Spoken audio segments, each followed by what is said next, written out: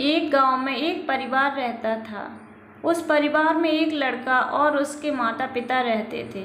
पिता किसान था और अपने बेटे को भी खेती के बारे में सिखा रहा था। जीवन अच्छा चल रहा था, सभी लोग घर में खुश थे। एक दिन लड़के के लिए एक रिश्ता आया और किसान ने सोचा कि अब अपने लड़के का विवाह कर देना चाहिए।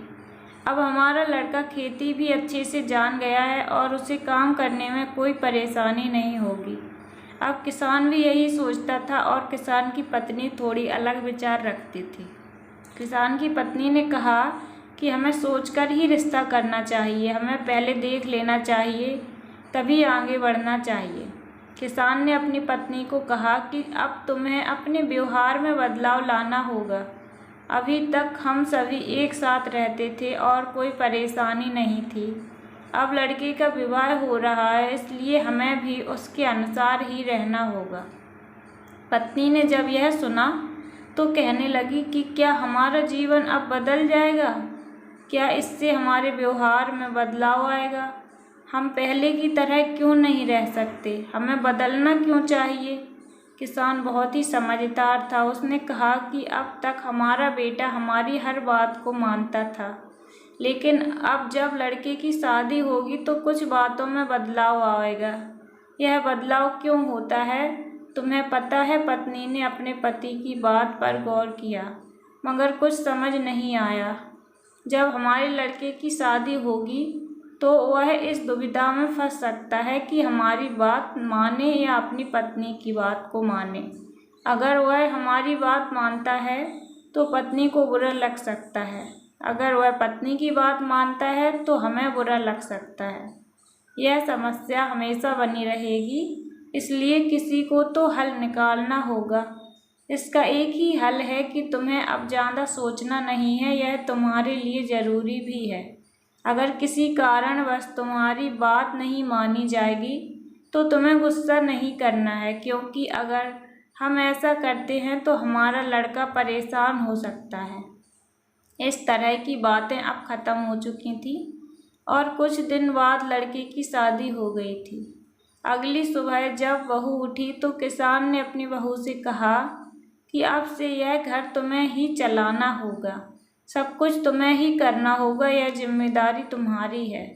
यह कहकर किसान खेत की ओर चल दिया। किसान की पत्नी कुछ नहीं बोली थी। उस दिन बहू ने खाना बनाया और उस खाने में नमक अधिक पड़ गया था। जब किसान घर आया तो लड़के और किसान ने खाना खाया। लड़के ने जब नमक अधिक देखा तो अपने पिताजी को देखकर कहा कि आप देख रहे हैं पिताजी, आपने कहा था कि कुछ भी कहने की ज़रूरत नहीं है, चुपचाप खा लो। लड़के को कुछ भी समझ नहीं आ रहा था। तभी किसान की पत्नी ने जब खाना खाया तो वह भी कुछ बोलने वाली थी, तभी किसान ने मना कर दिया। जब खाना समाप्त हो चुका तो सभी लोग खड़े हो गए और किसान अपने काम पर चला गया। पिताजी के पीछे लड़का भी चला गया और अपने पिताजी से पूछा कि आपने आज इतना अधिक नमक का खाना क्यों खा लिया? पिताजी ने कहा कि तुम्हें भी यह सोचना चाहिए, अगर तुम सबके सामने अपनी पत्नी को बुलाकर कहते तो क्या उसे अच्छा लगता? हो सकता है कि जल्दबाजी में ऐसा हो गया हो, इसलिए हमें बिना कुछ कहे बात को समझना चाहिए, इससे ही सब कुछ अच्छा होता है। जब लड़के की पत्नी ने खाना खाया तो उसे भी पता चल गया था और जब सभी लोग शाम को खाना खाने लगे तो लड़के की पत्नी आई और उसने कहा कि मुझे माफ़ करना, आज मैंने खाने में अधिक नमक कर दिया था। पिताजी ने कहा कि इसमें कोई भी गलती नहीं है, जब हमसे ऐसा हो सकता है तो तुमसे क्यों नहीं? सबके चेहरे पर मुस्कान नज़र आ रही थी। ऐसा लग ही नहीं रहा था कि कुछ हुआ है। शायद हमें भी जीवन को सरल बनाना चाहिए, ना कि उसे मुश्किल करना चाहिए।